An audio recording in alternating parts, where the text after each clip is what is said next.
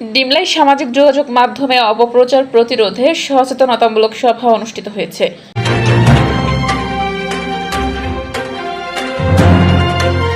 দর্শক আমন্ত্রণ জানাচ্ছি বিবিআর নিউজের সাথে আছি আমি তাসনিম। যারা শুনছিলেন সংবাদ শিরোনাম, ডিমলা নীলফামারী থেকে বিশেষ প্রতিনিধি মোহাম্মদ আনোয়ার হোসেনের তথ্যচিত্রে বিস্তারিত দেখুন। নীলফামারীর ডিমলা উপজেলা প্রশাসনের উদ্যোগে সামাজিক যোগাযোগ মাধ্যমে বিভ্রান্তিকর তথ্য অপপ্রচার প্রতিরোধ, সামাজিক সচেতনতা বৃদ্ধি এবং গণতান্ত্রিক মূল্যবোধ বিকাশের সচেতনতামূলক সভা অনুষ্ঠিত হয়েছে। গতকাল বৃহস্পতিবার 25শে জুন দুপুরে উপজেলা পরিষদ হলরুমে এই উপলক্ষে এক আলোচনা সভার আয়োজন করা হয়।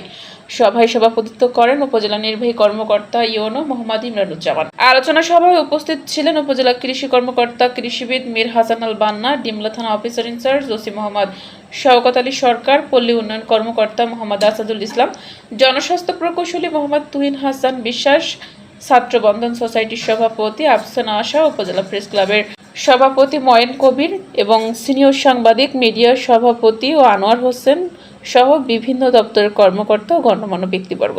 সভায় বক্তারা সামাজিক যোগাযোগ মাধ্যম ব্যবহারে দায়িত্বশীল আচরণ, গুজব ও অপপ্রচার থেকে বিরত থাকা, তথ্য যাচাই করে শেয়ার করা এবং তরুণ প্রজন্মের মধ্যে নৈতিক ও গণতান্ত্রিক মূল্যবোধ গড়ে তোলার উপর গুরুত্ব আরোপ করেন। এ সময় উপজেলার বিভিন্ন শিক্ষা প্রতিষ্ঠানে প্রায় 5 শতাধিক শিক্ষার্থী অংশগ্রহণ করে। সভায় শিক্ষার্থীদের সচেতন নাগরিক হিসেবে গড়ে উঠতে এবং সামাজিক যোগাযোগ মাধ্যমের ইতিবাচক ব্যবহার নিশ্চিত করতে আহ্বান জানান।